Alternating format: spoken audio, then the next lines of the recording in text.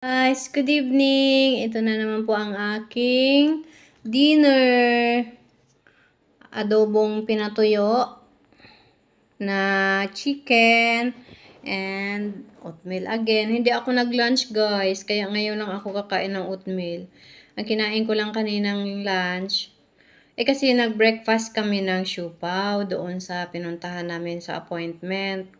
Pagkatapos, around 10 o'clock yun.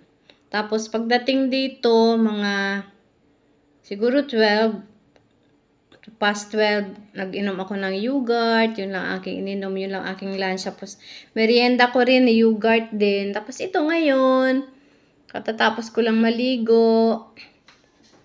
Kaya, ito na ang akin. Kailangan ko ng mainit na pagkain, kaya oatmeal. Thank you guys for watching. Tara, kainan na tayo.